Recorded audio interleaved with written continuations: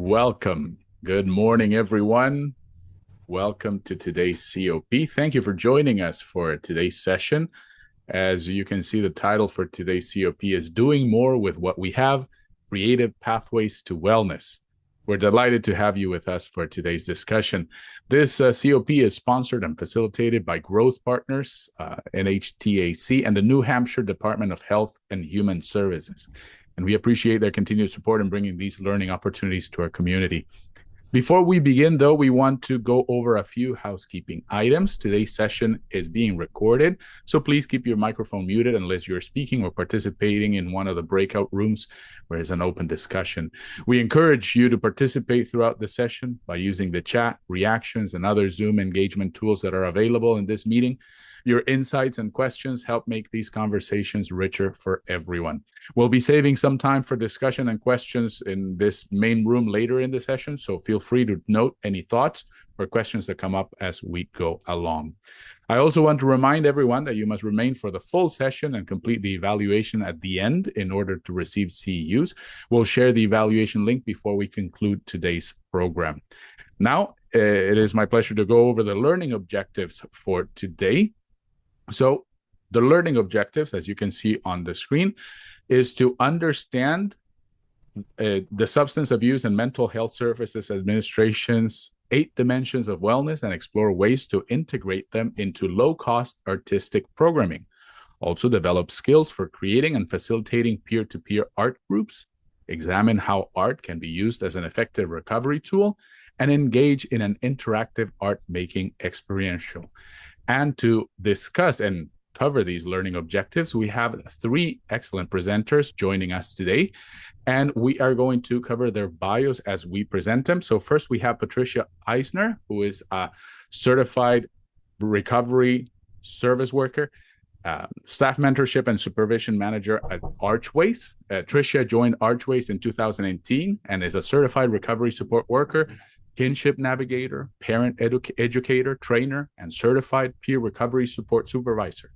She brings experience as a family member in recovery and a kinship caregiver, grounding her work in both personal insight and formal training. Tricia is trained in parents as teachers, the protective factors framework, the standards of quality, and a wide range of family support and recovery curricula. Tricia has been married for 42 years and is the mother of 2 grown children and a grandmother of 3 beautiful boys and a kinship caregiver. Tricia finds a creative peace working with clay, either hand building or throwing on the wheel, and is currently exploring watercolors and painting techniques that can be incorporated into her pottery. Tricia's vision of creating a safe, creative space where art sparks connection, expression, and joy is coming to life, taking root and growing stronger within our community. Also, we have Lena Revis. Lena Revis is also a CRSW, is a woman in long-term recovery from substance use disorder. She currently is the Senior Project Manager for Peer Recovery Support Services, facilitating organization at Harbor Care, Inc. in Nashua, New Hampshire. Lena is part of a team that is responsible for the building, developing, and sustaining 20 recovery community centers throughout New Hampshire. She comes to Harbor Care from SOS Recovery Community Organization located in Dover, New Hampshire, where she worked as a capacity building specialist. During her time at SOS, she provided direct service through a telephone recovery support program, volunteer services, recovery coaching services, and also is a trainer of trainers for multiple CRSW classes. Lena has been providing and implementing recovery support since 2016. Music and art are really important for Lena's recovery. She enjoys live music, museums, and pretty much any activity incorporating both. In her free time, Lena enjoys crafting, journaling, and spending time with friends and family and her beloved cat, Luna. In nice weather, Lena is an avid swimmer and enjoys kayaking and camping. And also, Maggie Ringay joined us today. She's a project manager at Harbor Care, a nonprofit that helps people across New Hampshire by providing housing, healthcare, and veteran services for those facing life's toughest challenges. In her role, she collaborates with recovery community organizations and peer staff to strengthen the peer workforce and create systems that center dignity, connection, and belonging. Maggie brings a human-centered lens to her work, shaped by a Master of Public Administration from Clark University and earlier experiences on the Peace Corps and workforce development. Alongside her professional role, she is a mixed media artist who uses creative practices such as painting, journaling, and fiber arts as tools for reflection, connection, and self-expression. She currently co-facilitates an art-focused recovery group for community members, centering creativity as an accessible and meaningful part of the recovery process. Maggie is excited to share her experiences and hopes that it promotes engaging conversations and exploration of how art can support mental health and recovery in community settings. And we are happy to have you three here. Together, they will be exploring creative approaches to wellness and sharing practical strategies for making the most of the resources and strengths already present within our communities. And with that, I'll hand things over for today's presentation with the first presenter, Patricia Eisner. You have our full attention. Thank you. Thank you for having me today. So before we get started, I just wanted to remind, we are going to have an activity during this presentation. So I'm hoping everybody has their 6x6 piece of paper and some doodling utensils, crayons, markers, highlighters, pencils, whatever you can get your hands on. That would be great. So my name is Tricia Eisner, and I am the Mentorship and Supervision Manager for Archways. Go ahead, Danny, if you want to switch it. So I've always wanted to incorporate an art program within Archways, and the art and craft group that we've started this past fall is the beginning to that long-term goal. Art's always been an important part of my life. It helped me through my youth and discovering who I was, through hard times of adulting and parenting. And, you know, I was finally able to recognize it for really what it was. And for me, it's a big part of my self-care. But having a safe space where individuals can come together and be creative, it's more than just self-care. And the art and craft group, you know, brings the opportunity for individuals to focus on, you know, their wellness, their emotional wellness, intellectual wellness, and social wellness. So low-cost programming for the arts and craft is essential because it provides a meaningful opportunity for individuals to support all 8 dimensions of wellness without creating a financial burden on either the organization or the individuals that are participating. And according to SAMHSA, focusing on connecting to the 8 dimensions of wellness helps participants build their recovery capacity or their recovery capital. So affordable creative activities can enhance, you know, not only your emotional wellness by reducing stress, it encourages self-expression, and while social wellness is being strengthened through group projects and community participation.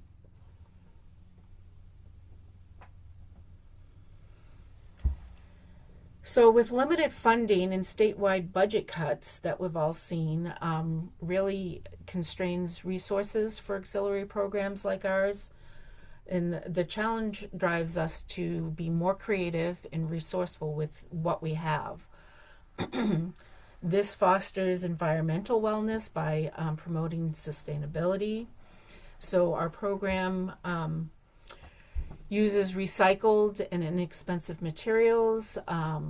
We have donated supplies, and, you know, I bring in supplies from myself, and our volunteer Cheryl also brings in donated supplies. And this teaches participants the value of upcycling and creative reuse. We've also repurposed items like ribbons from community partners, like when they bring in their little gifts with cookies with ribbons tied around the packages. You know, I'm saving those ribbons to use for future art projects.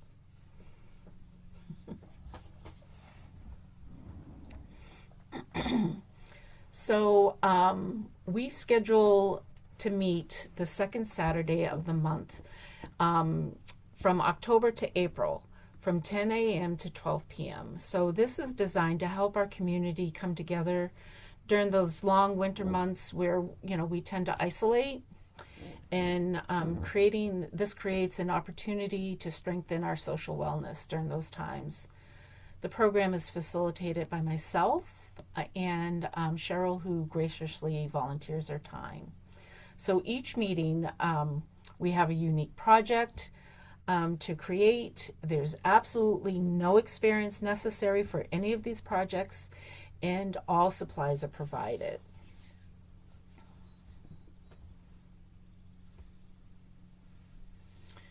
So where do I get my ideas? The ideas, come from a lot of past projects that I might have done, you know, uh, peers, community partners. I research Pinterest and other social media resources, so we were really looking for projects that can be done within that 2 hour time period in with the supplies either that we have or are inexpensive to obtain.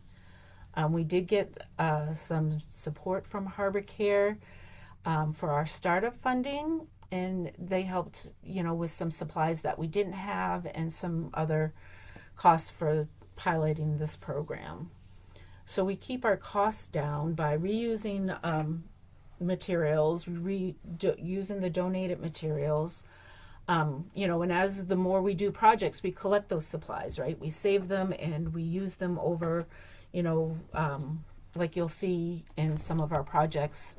We did snowmen with wood discs. So those same wood discs were used for our coasters and things like that. So reusing supplies that we already have helps keep costs down.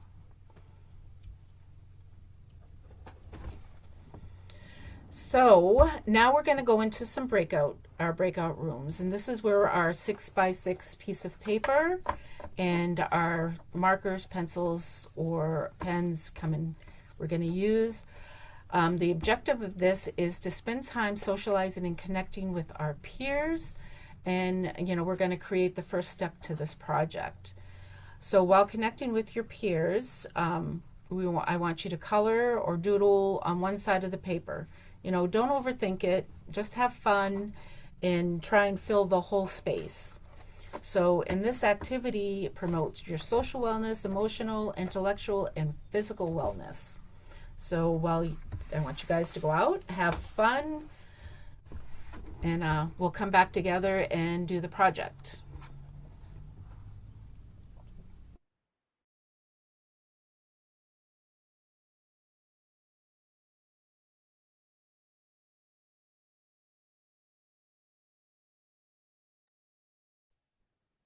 Going to broadcast. Ruler. Yeah. So then the next step is collapse the paper. So now we have our paper like this. And we're going to collapse it, making what's called a water bomb base. So it kind of looks like this.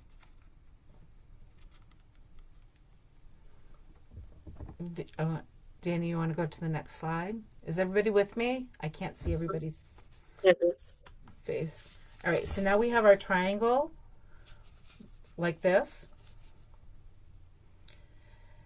And we're going to take one corner of the triangle and bring it up to the point of the triangle. So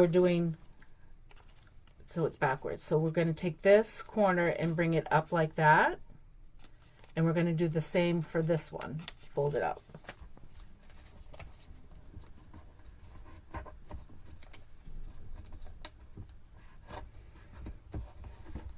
So it looks like that.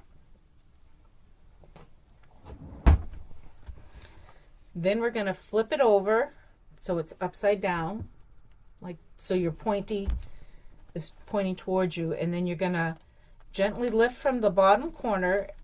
The top of the paper, we're going to make a soft fold at the center without flattening all the sides. And we want to make sure that we're going to bring the point up over the top rim. So it's like this. Can you guys see that? We just kind of fold it in the middle right there. So it kind of like leaves the edges kind of roundish right here. We're not flattening those out. And our top comes up over the tip right here. You want to go to the next slide, please? So we're going to take this tip and we're going to fold it down towards us. That little triangle right there is folded down like that. And then we're going to gently fold our center crease, and we have our butterfly. Like that.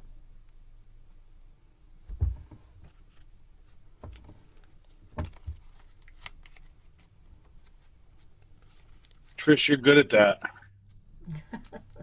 Thanks. I apparently don't know what a square is. Yeah. 6 by 6. Yeah, that's what. Napkin. It's the same size as a square napkin. Yeah. So if you want to go to the next slide, Danny. So depending on the type of paper you're using, it may not hold its shape, when that tip. So you can just use a little bit of glue underneath that tip to hold it down in place to keep it secure. And the different types of paper that you can use, like copy paper, colored paper, wrapping paper, magazine pages. Magazine pages, you would skip that coloring section, but it gives you a nice variety of colors and things like that. And what do you do with these butterflies after you have them? You can make multiples, and you can add a magnet, hang it on a fridge, add strings to them, and tie it on a stick to make like a mobile. Because I've practiced this a couple times, I now have butterflies taped to my monitor, reminding me of hope and change and all that good stuff. So our financial wellness is protected by ensuring that activities remain accessible and affordable for Archways to provide these auxiliary programs and creating opportunities to improve our well-being and the quality of life for our community. So I really hope that our program takes off, and we build capacity and develop more programs like this. Can you do the next slide, please, Danny?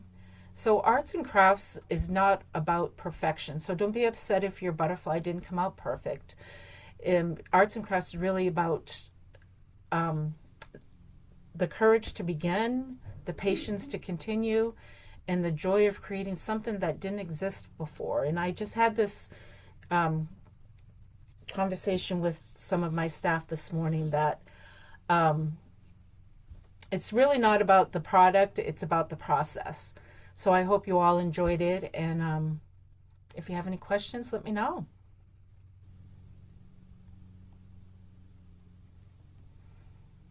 Thank you.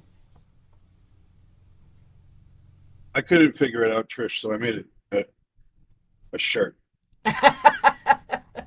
Great. I hope you enjoyed the process, Joe. It was fun. I enjoyed it.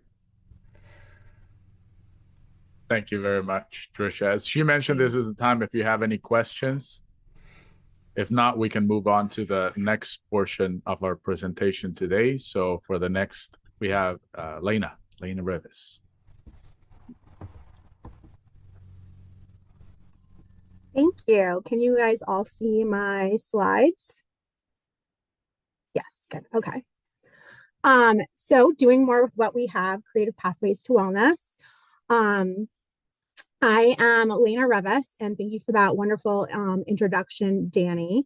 I just wanted to make a mention to also have a piece of paper and a pen or pencil or something to write with, because we're going to do an art experiential at the end of this presentation as well.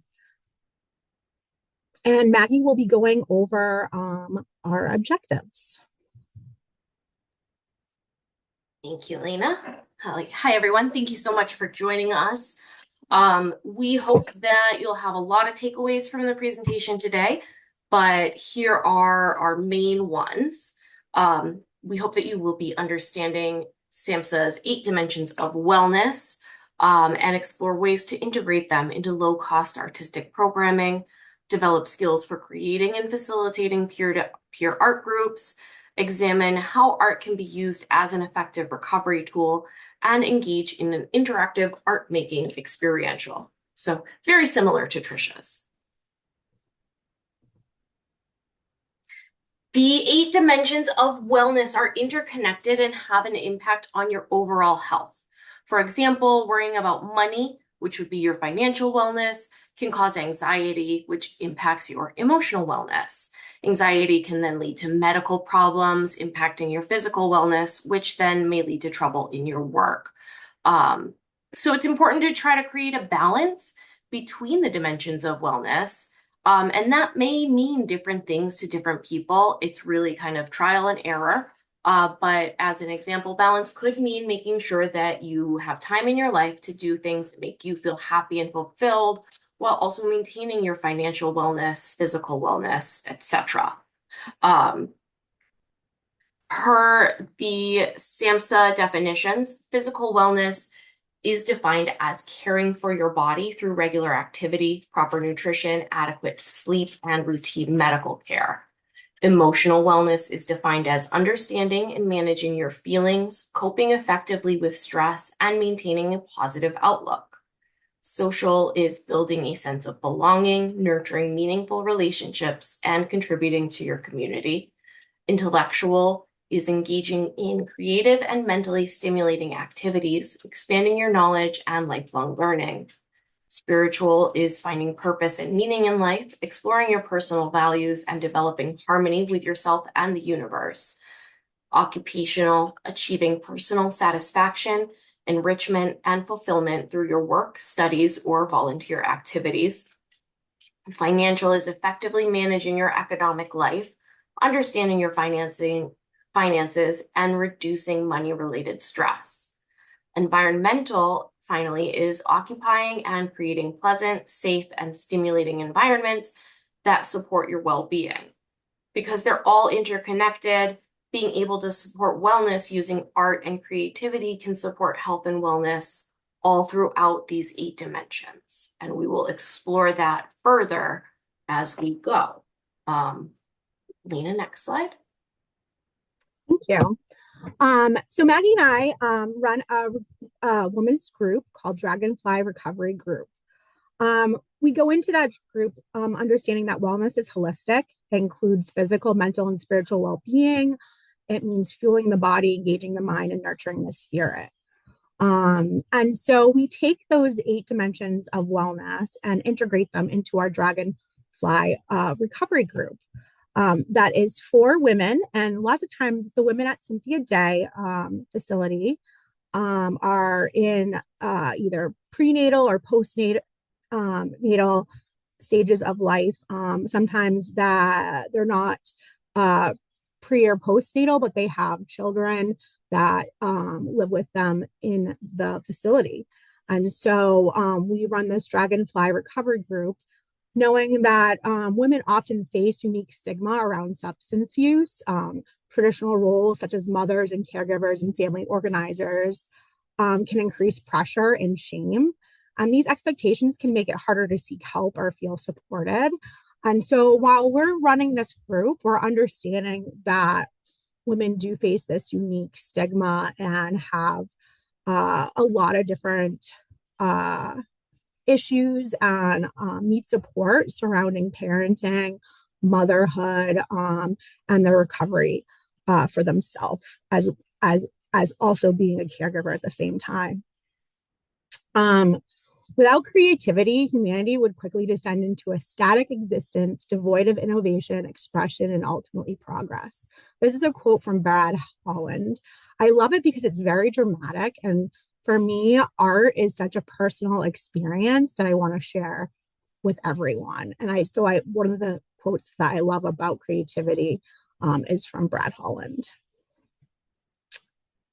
So recovery for women must address the whole person, like we were talking about, and their real life needs. There's parenting support, employment readiness, body image and self-esteem, financial literacy, mental health and creativity, communication and camaraderie, and challenges. These all can relate back to the 8 dimensions of SAMHSA's wellness. They like we as you can see some of the pictures here, some of the activities what we do with the group.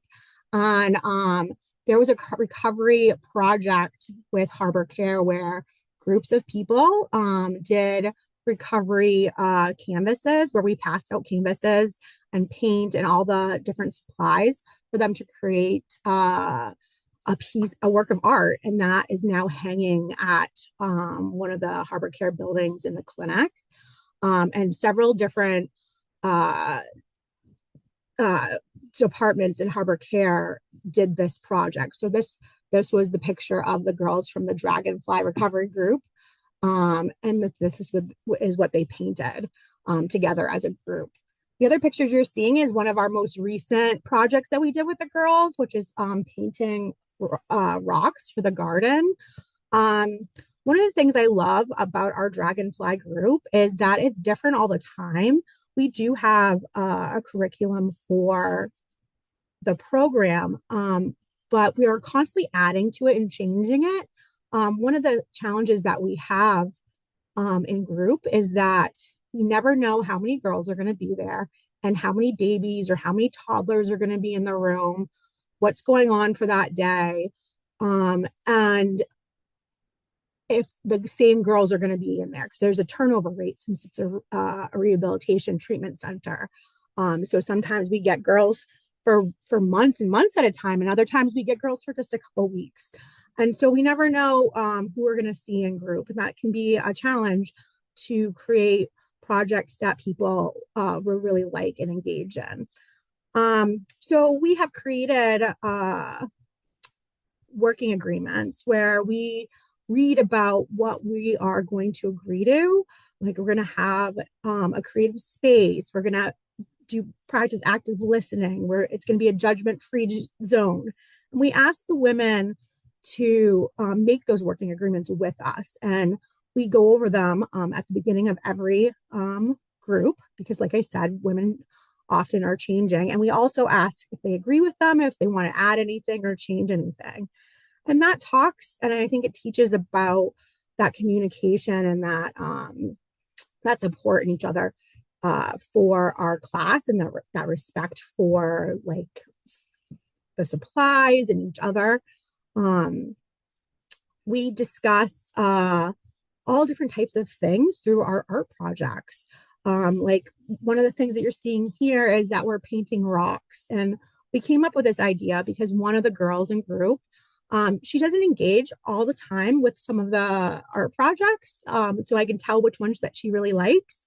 And the last time I was there, I noticed that she was outside in the garden and really was like into the gardening and making it look pretty. And so I was like, what if we paint river rocks for their garden? That way that'd be something that she could be excited for to do. And that they're working as a team together to do it.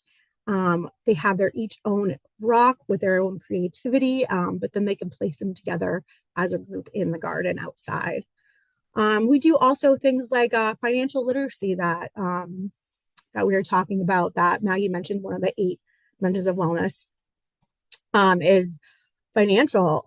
And so we have someone coming from like one of the local banks to do like a financial 101 class with them. And so the women can ask questions about, how do I fix my credit? How do I get a bank account? How do I get, I'm in my first job in recovery and I can't remember how I can cash this check. So those are the things that like maybe we don't think about in long-term recovery. But I remember being in recovery for the first time and being nervous about like, oh my gosh, how do I send an email? How do I get a bank account? I couldn't remember how to do any of these things. And to have someone say, hey, that is okay, and it's completely normal, and I'm here to help you support those goals. And that is so important. And so that's what Maggie and I are there for, is to bring art into the dragonfly group, because the women love it, but also to talk about real life things like, why did you paint this? How are you feeling about this? We never make anybody participate or share. It's all optional. We tell the women that, hey, we have this art project, but if you would like to work on something yourself, you're more than welcome, but try to engage in the group somehow. Like when we're sharing our finishing products of our art project, maybe you share your diamond painting that you did instead of painting a rock, things of that nature. And it's really, I think, builds trust with the women. They are excited to see us. Lots of times they will make a piece of art and give it to Maggie or I so we can keep it. And I have like a collection of artwork from all the different women from over the years. And it's something that I look at and feel really amazing, that we're helping these women and that they're really excited about our art. And I feel like when we come into the class with some sort of art project, it keeps the hands busy and it keeps them socializing, and they're more likely to talk with us and share about where they're feeling about different things. And we're always ready to talk about anything, because if we have like a group of 15 girls, 15 women, someone might be talking about getting a new job and another person might be talking about getting their children back, or someone else might be having some drama in the treatment center. And so we're always ready to talk about any sort of conversation that comes up. And it's really great to have two people always facilitating. So someone could be facilitating the project while the other person is supporting the women working on the project. So that is a really good balance between Maggie and I. Some other general art programs I wanted to talk about was some of the art programs I worked on when I was working at SOS Recovery Center in Dover. We talk about lack of funding and money a lot of times, and what can we do to counteract this lack of funding. When we first started SOS, we had some funding for an art therapist to come in and do art and recovery, as well as a music therapist to come in and do community music and recovery. And so those programs were really, really amazing. And I soaked up every single activity or idea or conversation in those two groups. And like I said, unfortunately, things are based around funding. We lost our funding and we weren't able to keep our therapists coming. I saw that these programs were well attended and were some of the more favorite things to come in and experience in the center. And I did not want to let this go. And so I said, I will run these programs in a non-therapy way, because I'm not a clinician, but I would love to run these programs in a peer-to-peer way. And so that's what I did, as I used the same art projects that I was taught or music projects that I was taught and kind of put my own little spin on it and presented it in a peer-to-peer way. And they were very successful. And I included some of the first flyers of these art programs that I was really proud of, which is a form of my own art, and creating some marketing materials on a picture of our original art therapist in the flowered dress, and some of the original volunteers and my original coworkers at SOS. Those art programs turned into more art programs. We had people come in and say, oh, I can volunteer to run a program. Yes, you can. What would you love to do? And so we had creative writing groups. We had a poetry slam one time. We had journaling groups. We had coloring groups. We had a karaoke night one time. And we had an idea for improv groups and photography groups. I think that photography was a little bit harder because some of the supplies for that are so expensive, but we really simplified it and said, bring in pictures from your phone. And that was a little bit more popular and affordable to do, because a lot of people had phones or had access to phones where they could have pictures to share and talk about in group. A lot of these groups had no costs surrounding them, like poetry slams. I mean, we had paper and pencils galore. So writing down any sort of creative writing, coloring groups, we've had crayons and paper donated, and I also have used my own supplies as well.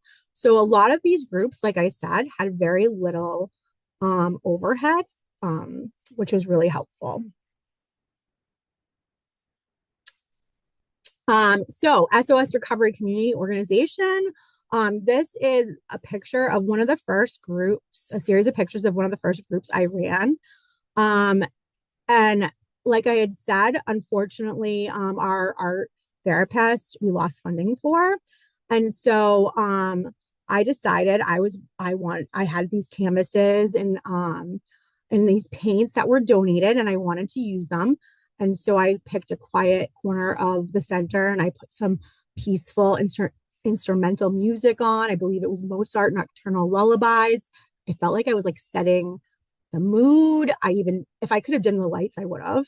I was feeling super confident, like I'm gonna kill this art group. And I walk up to the blank canvas to do kind of like, okay, this is what we're gonna do. And I felt immediate fear. All of a sudden I'm like, I'm not a painter. I've never really painted anything, but I thought this would be fun. I thought it would be fun for everybody to do. And I thought I was super confident in walking people through this. And so it really surprised me when I walked up to the blank canvas and felt fear. So I talked myself through it and then explained my emotions and my feelings to the participants that were taking this recovery group. And they supported me. And then also shared the fact that they were kind of scared, like they had never painted anything.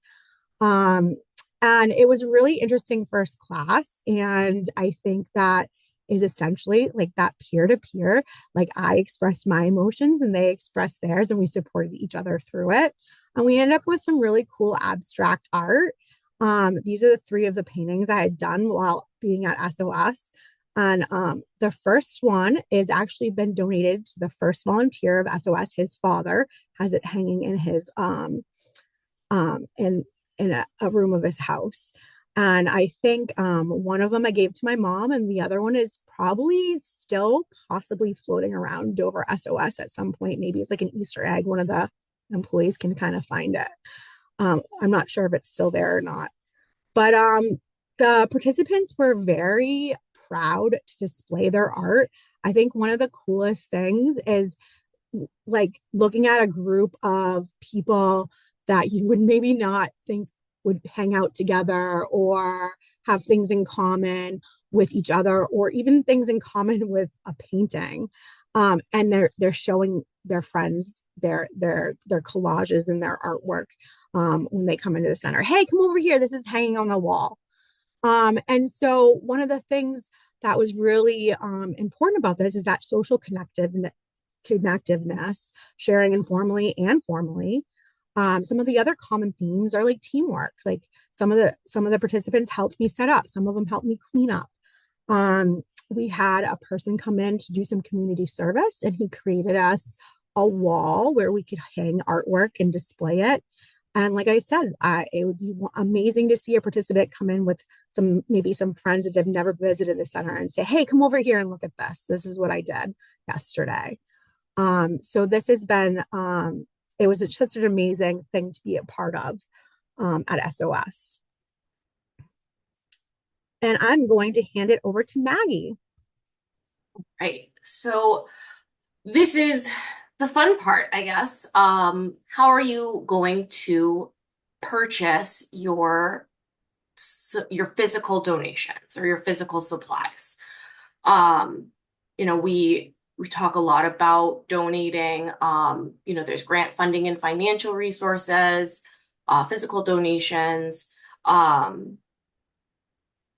you really want to work creatively to make sure that you have the proper supplies that are in good condition and you can use over and over again. So I would suggest, and I think it's a great idea, to always try to leverage donations from the community, not just financial, but physical art donations. In my experience, friends, family, colleagues, and people in the community that you don't necessarily have connections to are always really excited to donate things that they're not using anymore, gently used arts and crafts supplies, paper, examples, or their time. Sometimes you can get, folks to donate their time, which we'll go into in another slide. I also have built up a huge collection over the years of various supplies, and I have been guilty of just raiding my own stash when I have a really exciting idea. And I'm just like, well, I don't want to wait for an Amazon order. I don't want to go to Michael's. I'm just going to grab what I have and share it with the girls. In terms of Dragonfly, we started really small. Our first supplies were acrylic paint, paintbrushes, and thick paper, not even canvases necessarily. And we try to maintain an inventory list after each group. We're not always great at it, but we do our best. We do have a closet on site that we can keep everything in, which is nice. And we try to reuse and repurpose our supplies. I know we have a stack of magazines that has been picked through for at least 5 different collage projects. And we utilize those over and over again and then add to them. And we try to be so flexible with our activities. I can tell you as an example, we left some canvases there. We did not lock them in our locked closet, which that's our first mistake. And they were used for a different activity when we were not there. So when we showed up and the canvases were gone, we really had to pivot really quickly and say, okay, we can't do the canvases. What else do we have that kind of aligns with this plan? And we were able to pivot quickly within a few minutes and just think of a new project entirely. So being flexible about your activities, sometimes things are going to happen where you're missing supplies that you thought you had, or somebody isn't able to provide their expertise, but you have something similar that you could do. On another note, leveraging your community. Lena is part of a journaling community, and she was able to get a member that, she's met online through this community to send a box full of expensive stickers and journaling supplies for us to use for the group that we didn't have to, budget for, that we probably wouldn't have been able to afford otherwise. So on the next slide, we will talk about leveraging skills. So everyone on your team has some sort of skill that you can leverage for these projects and these groups. Lena's experience of putting together those art programs at SOS, it gave her that opportunity to develop professionally and creatively, but it also informed a lot of the development of Dragonfly. So you want to kind of look at what your people bring to the table and what can they do. Do they have experience with creating flyers in Canva, or is that something they're interested in? That takes time off of or that gives you time back to develop a plan for the activities. They don't need to be formalized activities. You don't have to be an expert or have training or anything, it's just peer. So if it's something you enjoy, I enjoy painting. And how do I translate that? I'm not classically trained. I have no experience. I just do it. And so I don't really formalize it. I don't teach techniques per se or anything like that. I just say, hey, this is what happens with me. This is what I do. What do you guys think? Do you let's do it and let's find things that work for you. You can also, utilize your staff to run these programs because they build confidence. They build on professional development. They build on confidence as facilitators. They build on confidence as an artist. I feel like coming into Dragonfly, I had no experience facilitating groups. I had no experience teaching art in any capacity. All I do is when I'm not working, I'm probably doing an art project quietly in my house. And that's great for me. I love that. But it's not sharing it. And so I just kind of like to share with participants. And that helps me build confidence in my skills and as facilitator and an artist. Trisha touched on this. Your art doesn't have to be perfect. I really love the movie Encanto, and the song Isabella sings, "What else can I do?" The line, what could I do if I knew it didn't have to be perfect, it just needed to be. That hit me so hard because sometimes I don't want to get started until I know where am I going with this project? What is it going to look like? Do I have everything? Is it going to be perfect? Do I have the skills? Who cares?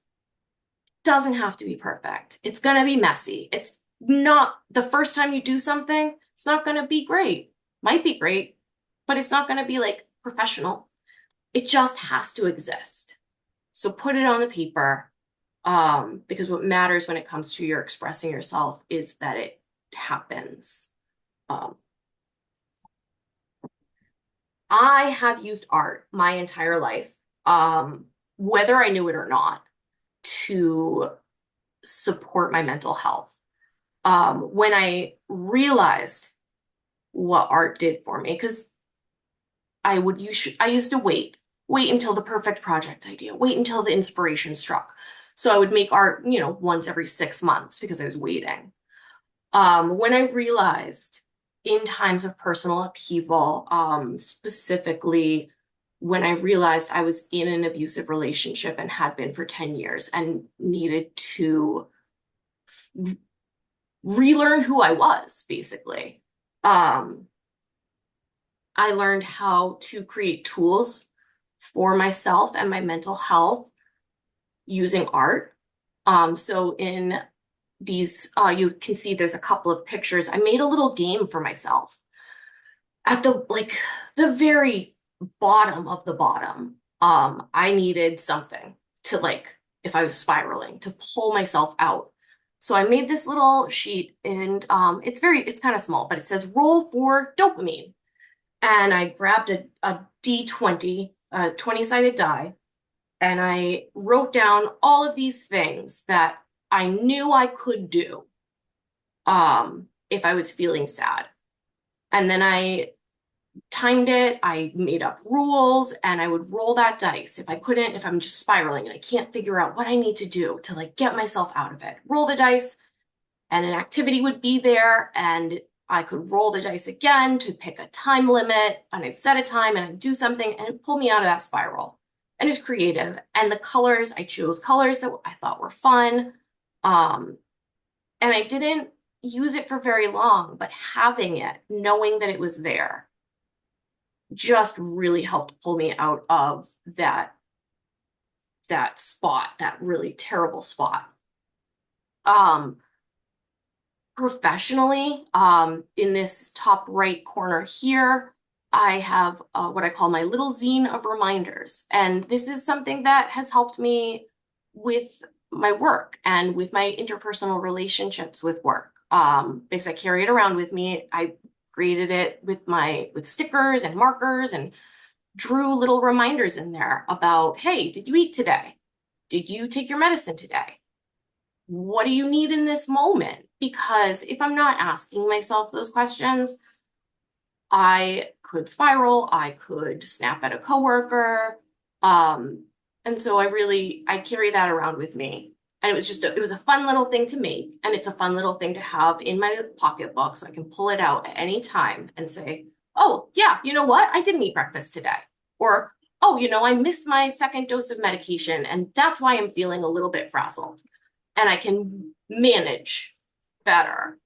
I've also found that if I start my day before I start work for 20 minutes doing something creative, it helps me then start focusing on, or like focus better on work when I do get into the day and I like have less distractions. I don't get as frustrated throughout the day. And then finally, like this creates so many connections for me.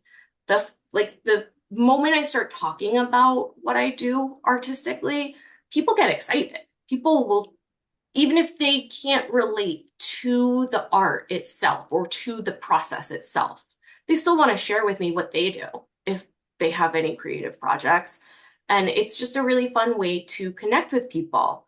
A few years back, I joined the Nashua Area Artists Association and made some new friends through that.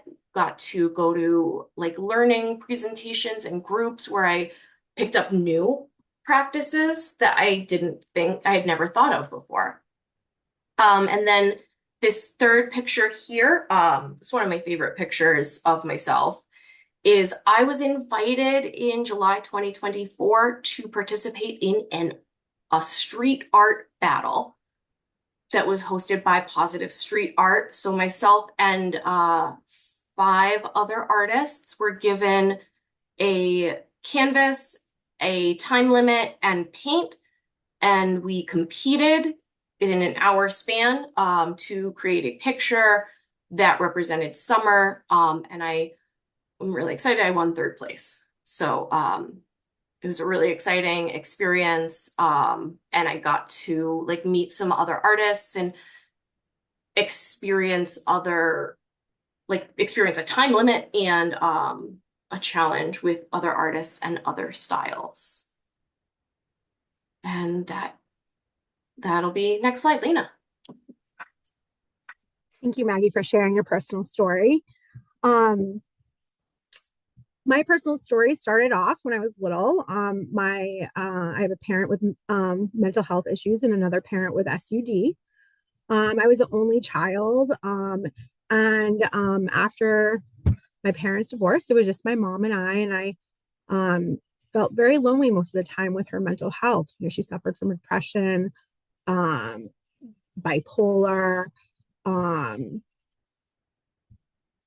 and my father had SUD that was untreated. And so my early life was very chaotic. And then after, like I said, my parents divorced, being with my mom, I was very lonely lots of times with her, sleeping a lot. And some of the things that I created for myself, even at a young age, was things to combat those feelings of loneliness. So like I love doing arts and crafts. It was actually something that my mom loved to do and that we would connect over. So that was a really huge bonding experience for me.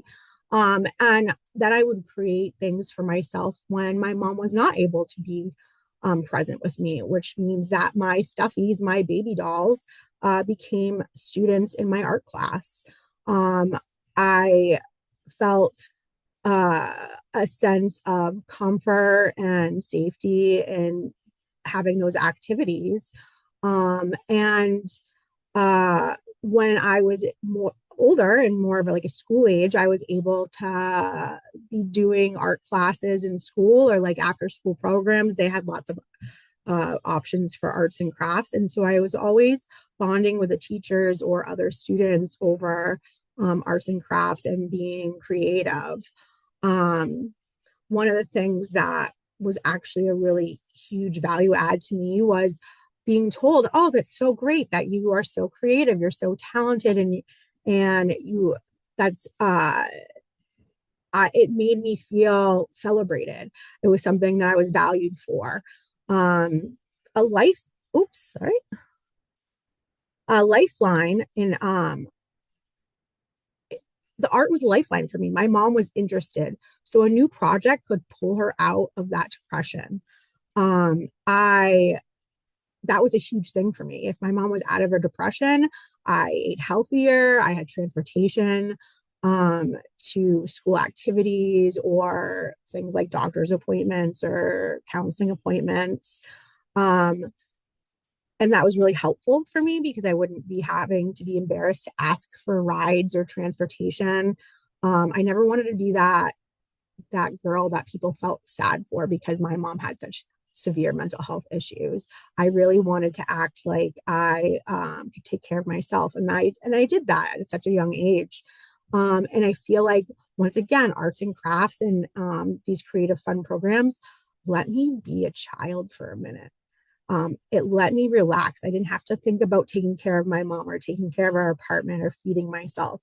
I could just be myself at any age that I was and create art. And that was really a huge escape for me. It was escape from my life. And it's interesting how it became more of a healthier escape versus later on in life when it turned into finding escape with addiction.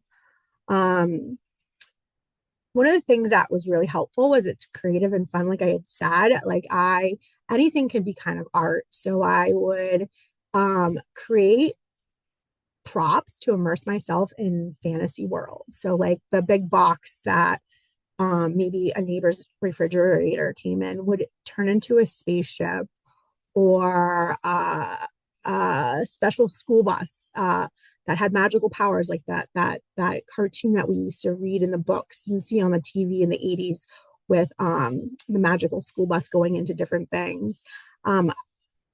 Anything could be, I could be anywhere. It was like, where in the world is Carmen Sandiego? No, it was where in the universe was Lena Revis. And that could be on a flight plan to an uncharted alien world. I would make maps to alien planets, field reports on the creatures and plants. So I kind of was like creating my own Pandora before Spielberg, just to say that. But anyways, it was creative and fun. And once again, a form of escape. And I feel like a lot of ways that children learn is through play. And so that was me. I was learning a ton. And sickness and health is my last bullet on this slide. And that is something that has actually come to fruition recently. Unfortunately, my mom has been diagnosed with dementia and has been suffering from little minor strokes here and there that affect her cognitive ability. And with dementia, my mom has lost all aspect of things that she used to like to do. Like she doesn't read anymore. She barely watches TV. She doesn't socialize as much as she used to. She doesn't go to these mental health centers where they have programs that she's always been a part of. And so I've been trying to find stuff that my mom is interested in, so she has some sort of quality of life, some enjoyment in life with this dementia diagnosis. And once again, we've turned it back to art. My mom is totally into coloring. She has thousands of markers that I buy her, all different types of gel pens, all different types of coloring books. And she just sits all day long and colors. And sometimes I will give her extra supplies. So she has extra supplies for other people in her building that also suffer with mental health issues. And they will have little groups of coloring time. And it's been a huge, huge thing since my mom has been diagnosed with dementia. It's been a huge relief that she has something that she's actually really enjoying. And every time I come to, take her shopping or do things around the house, do her medication, she's always showing me her new coloring pictures. And so it's been such a blessing in our life. And then I also included another little quote: creating art makes us happy, connects us with our intentions, and aids our confidence in our inner being. And that definitely is something that I can say that I've experienced. So growing up, like I said, it was an escape for me in the beginning. And then as I got older, I found other escapes, which was the use of drugs and alcohol. And this slide just kind of showcases that I was an active addiction and it was very dark. And I did not actually do art and create an active addiction. And once again, my favorite thing about quotes is happiness can be found in the darkest of times if one only remembers to turn on the light. And that's one of my favorite quotes from my favorite series of Harry Potter books by Albus Dumbledore. He said this in the story, and that is so true, is that when I started getting into recovery, I started getting back to some of my roots. Like you kind of like don't know who you are. What do you like? What do you not like? What are you good at? What are you not good at? Like, what do you want to do? And for me, art was a light for me.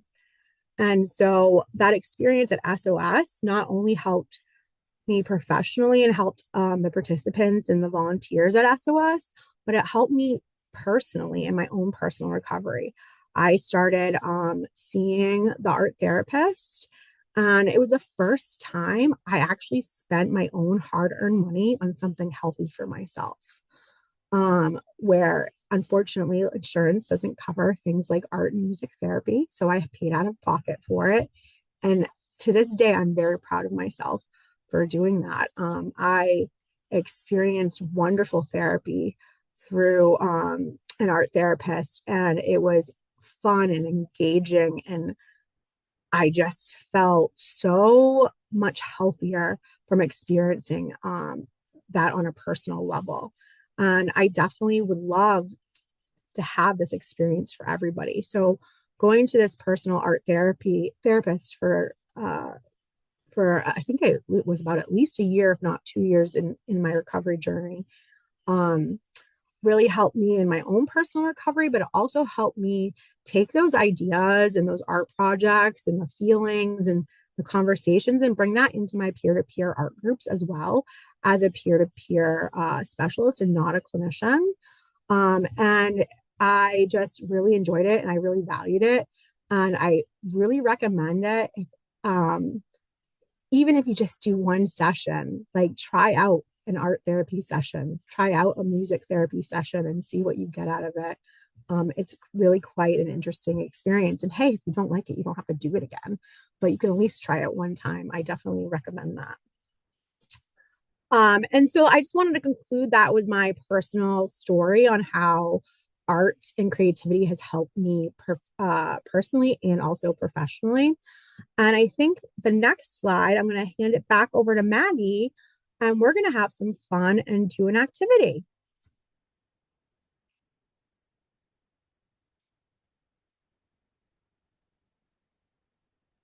Sorry. So our therapeutic art experiential. We're going to work individually in this big group with no discussion for 10 minutes. And what I'd like you to do is grab a piece of paper and a writing utensil. It can be a pen, it can be a marker, color pencils, whatever you have handy. And I want you to draw a bridge and place yourself somewhere in the image. And we'll take 10 minutes to draw out our bridge. And after that, we're going to just come back together as a group and talk about how that felt for us. And if anyone feels comfortable sharing their bridge picture, we can definitely make that happen as well. So timer set for 10 minutes.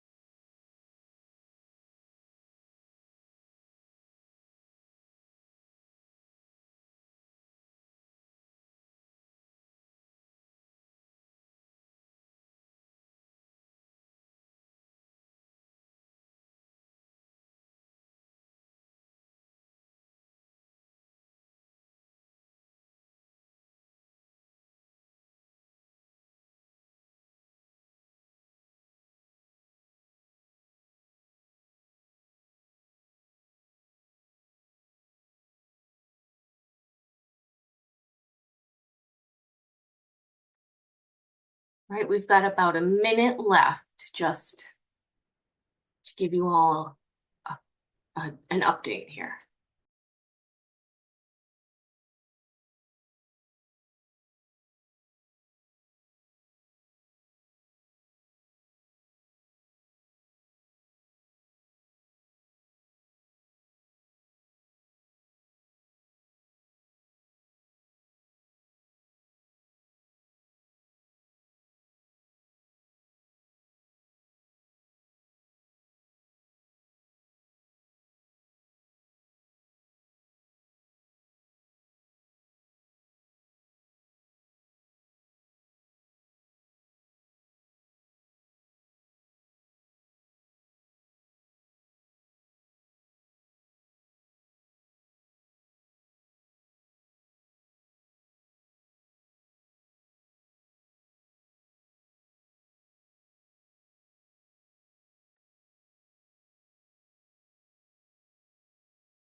All right, that is our 10 minutes.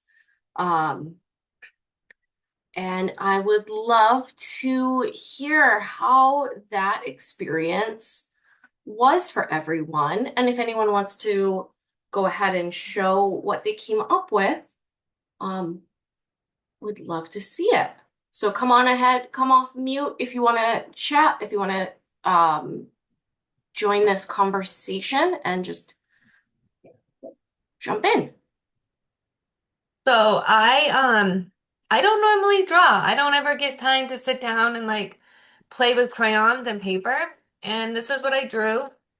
It's my bridge with me in the middle, some flowers at the bottom. But what I had noticed is that like you gave me direction, right? Draw a bridge and draw me. Yep. And then I started having fun and made clouds and little birds and a sun and some flowers and yeah, it made my imagination open up. You know, you gave me simple direction and then it made my imagination open up. So I'm grateful for that. Awesome. Thanks, Erica. It's really fun to see how people choose to portray themselves and a bridge. It was a lot harder to draw a bridge than I thought it was going to be, but I only have a pen. I don't know if you can see that, but yeah, it didn't come out very good. But I'm there fishing right there. Ugh. So How did it was harder. it go for you? Like, Pretty how did good. you feel about it? I mean, I'm not really an artist, so it was a little challenging, but it was fun. It was fun to make the sun and different things like Erica said. I was like very focused on the task, Maggie, at first. Like I get to only have 10 minutes, you know, and then my mind started really wandering. I'm like, oh, I wonder what everybody's will look like because you know your imagination takes you wherever it takes you. And then I started thinking about Tachikawa, Japan, where my dad was stationed during Vietnam, and I'm like, I really want to go visit there. I'm going to draw a Japanese bridge. That's what I did, and I don't think you can really see it, but there I am looking out at the water on my little Japanese lanterned bridge. That's so interesting, and how your mind kind of wandered and incorporated all those memories and stuff into it. That's so cool. I went similar to Michelle, where I went, you can probably only see the sun, but the long bridge, and I'm kind of at the end of it. It's so blurry, sorry. Anyways, I put myself at the end of the bridge. It was very symbolic. I had all these reasons. I wrote them all down. It was cool exercise. Awesome. I actually did something a little different, Maggie. Yeah. Because I like to color out of the boxes, as they say. I actually had an image created that has a bridge in the country sitting on the corner. We're looking at a sunset in the hayfield, and it's just, I want to see what came out. And it's the peaceful kind of relaxing place where I'd like to be, like the bridge down here at Keys Field. Some nights just go down there and watch the water go by. Yeah, and Rick, you also followed the prompt because there's a bridge and you put yourself in the image. So you don't have to be on the bridge. So that's very interesting the way you came up with that. Thank you for sharing. Yeah, Haley. I don't think there's any. Well, Oh, I sorry, I thought I was muted. I don't think there's any way you can see mine because I tried to do it on a post-it note, but I ended up making mine as a bridge on like a little pond. And I really like the prompt that you gave because it really did open it up. I ended up drawing like a pond with like lily pads and a turtle, and it ended up reminding me of this really, really gross pond that's in this cemetery in Manchester that I used to hang out at as a kid because I was really edgy when I was a teenager. So it was really cool. Thank you. I appreciate it. So thank you for sharing. Yeah, Chad. All right. I don't know, you can see it. I just drew like jumping off the bridge, right? Like as kids we used to go swimming, like jumping off bridges, like in Corey jumping, stuff like that. You know. Oh, awesome. Fun stuff. Like wouldn't mind doing it again, but I'm too old for that now. Yes, Sam. I relate to that. I also did a lot of quarry jumping as a kid. So I didn't do anything too wild. Can you see me? A little, it's a little blurry. Probably because I have the screen blurred. I didn't do anything too wild. It's just me looking down off of a bridge, like a little bit of a smile. I have some birds going on. Um, it got me thinking about, so like I'm someone who like I'm in long-term recovery for persistent mental health issues, persistent like suicidal ideation, like for a very long time. And it made me think about there's this poem from the show called BoJack Horseman, called The View from Halfway Down. And it's based off of someone who jumped off the Golden Gate Bridge. And he survived, and he said it was like halfway down. He was like, I don't want to, I made a mistake. So I liked that in my picture. I'm not like standing on the rail and I'm just like kind of smiling and like looking at the water, which is different than like other places where I've been historically. So it's a nice reflection. Awesome. Thank you for sharing. Yes, Tanya.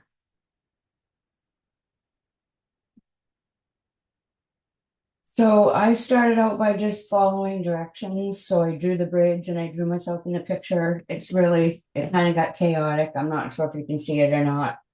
But then that didn't take too long. And then I just started like not overthinking it and just drawing. And then next thing you know, I'm outside in the warm sun. I'm freezing in here today.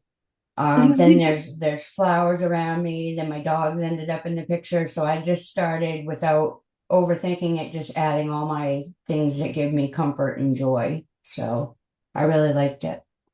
Oh, awesome. Thank you. Sarah, you've been patient with your hand up. Oh, you're good. I just put it up not too long ago.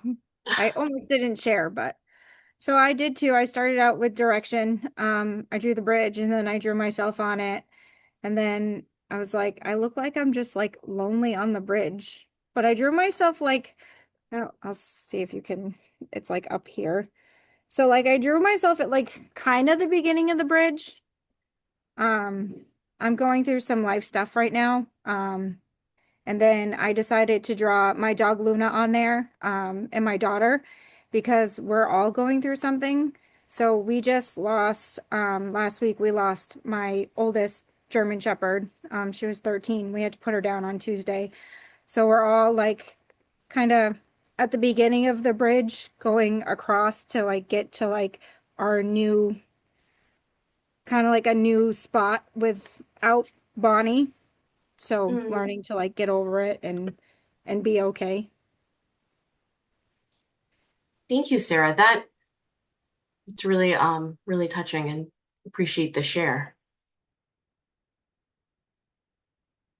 Does anyone else want to share how that activity went for them, or their bridge? Yeah, Lena.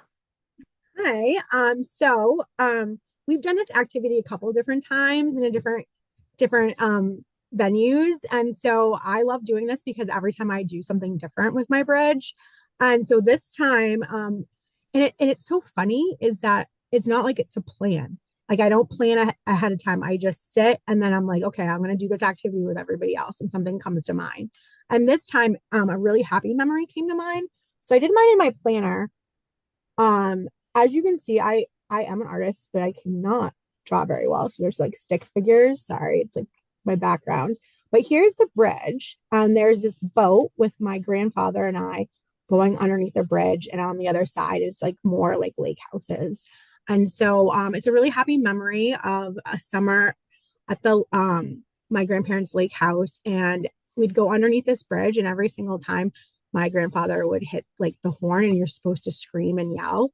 And it's so much fun, even as an adult, I feel like, because it's like an unwritten rule. Like I don't know where this started, but since I can remember, since I was young, when people go underneath this bridge, you know if they're like long-term Lakers, because they will scream and beat their horn going underneath this bridge. And that was like a really happy memory for me.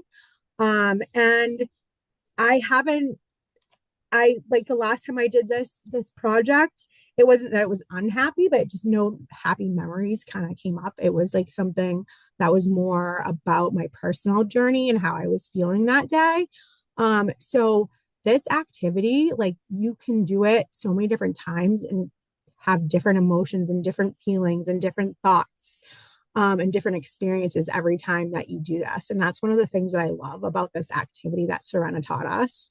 And it was so fascinating seeing all of your different pictures and what came up in your brain and your mind with us. So I hope more people share because I want to hear more about it. No pressure.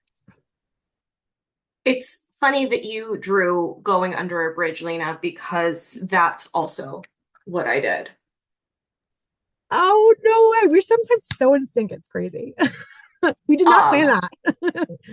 This was my third time doing this activity, and I decided at the very beginning I was not drawing a bridge. I was not following instructions. And I made little squiggles all over my page. And then I looked at it and I thought, that looks like squiggles in water. And so I did end up following directions. But I drew myself in a kayak going under the bridge because it's getting warmer and I'm really looking forward to being outside. That's awesome, Maggie. I love how you shared that you weren't going to follow the assignment at first, and then it turned into following the assignment. Did anybody that would feel comfortable sharing not follow the assignment and do something different, or opted not to do the picture and would like to talk about why?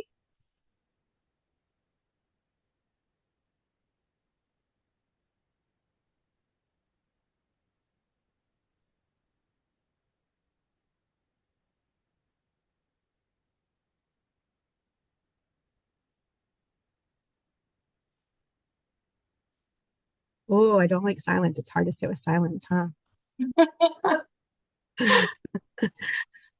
Well, if everyone feels comfortable with the amount that they've shared and the findings, of this activity, we can move on to just general questions.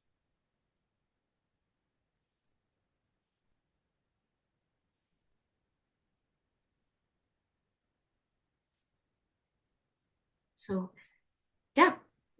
Do you have any questions? Does anyone have any questions for me, for Lena, or for Trisha? Things might have bubbled up since she has presented.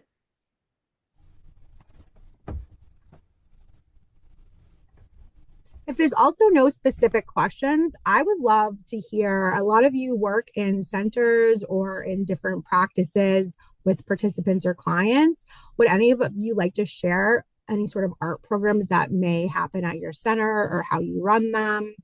I used to have a coloring group, but it kind of like dwindled away. Only one person would attend, really. So we would just sit there and color and talk about stuff, but it was kind of helpful for her in the beginning, when she was first, coming here and stuff. But other than that, I want to get it, I want to kind of bring it back because it was kind of fun to do that. So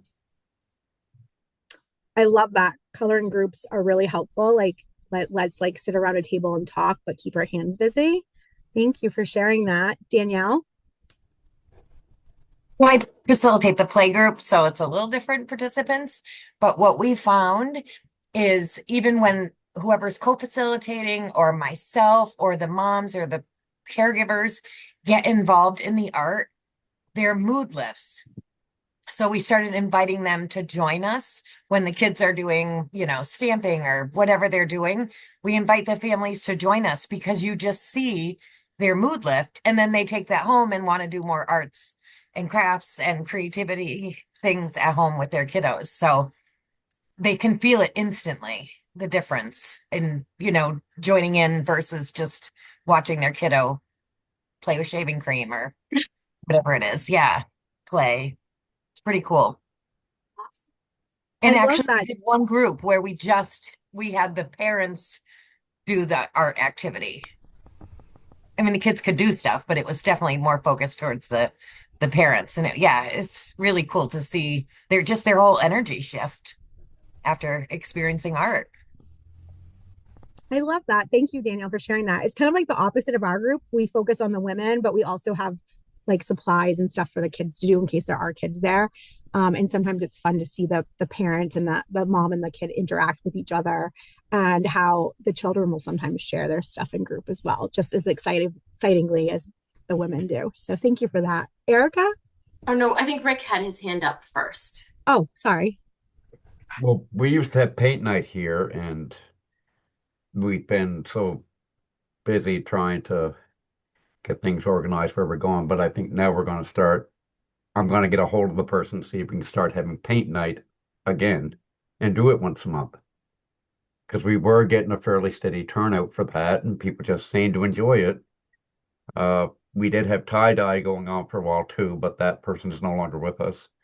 Not in a bad way. They've moved on to another area where they're doing tie-dye. So, and they're very busy, so they don't really have time. But we are going to try to get a paint night back here, I do believe. So Wonderful. I love a good paint night. Okay, now Erica. Thank you, Rick. So I really like hearing all the different ideas here today. We've had thought of ideas before, like a journaling one. I think a lot of the pushback would be the attendance part. But we do have like hiking groups and stuff for physical wellness. And those seem to be well attended.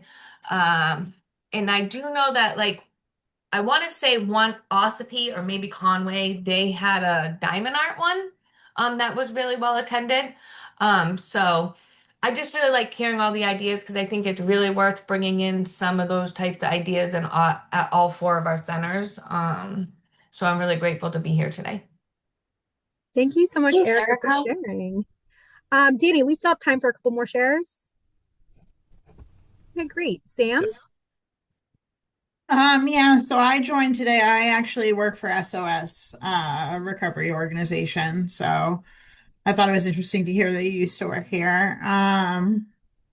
Yeah, we're trying to get an art group started. It's called Come As You Art. And and like one of the biggest things we're struggling with is like the nature of the center. It's in Dover, and it's a drop-in. People are in and out. Sometimes there are a lot of it predominantly experiencing homelessness. So they maybe haven't slept in whatever amount of days, so they need to sleep. That's their priority. So just trying to figure out how to get people engaged with it, maybe if not even on a weekly cycle, like how to get people excited to like sit down with us for that hour, like as they're there. So that's why I joined today, to get some like different ideas and like, different things we could do. Like, yeah, just get that engagement. Wonderful, Sam. Thank you for sharing that. And my email is right on the screen if you want to connect off this meeting, and we could definitely talk about some different ideas for SOS. Thank you so much, Kara. So at the Archways in Plymouth, we have a sober sip and paint night every month. And to increase attendance for like the community and also like our college students, because we're right outside of Plymouth State University campus. We've partnered with the art education department. So we have art ed students come to like facilitate the night, which has been like a really cool community partnership. And a note to, we also have some individuals who come and join us experiencing homelessness and a big piece of that engagement was really good snacks for them, honestly. That like really built engagement. My favorite program that we had was a jam night. So we had someone come and like run a soundboard and people would bring their instruments and take turns picking the song and they would and that was like a bunch of strangers in a room creating music together was like the most beautiful and healing experience. That program's on pause right now, but I'm really hoping we can bring that back because that was a really cool creative experience.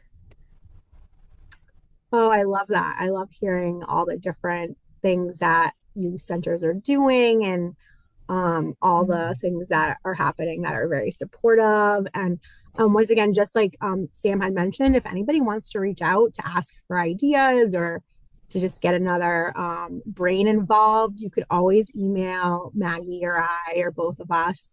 We always love to talk about art, any form of it, and we love to provide really good technical assistance to the centers as well. So that involves organizational coaching. We're open for all those things. So please reach out after this if you would like to have those conversations. Maggie, did you have anything else to say before we wrap up, unless anybody else has a share? Just thank you all so much for your engagement today. This has been so much fun. I did not expect the level of participation that we had, and so it just feels really nice to have had so many people participate and engage. Yes, I agree with you, Maggie.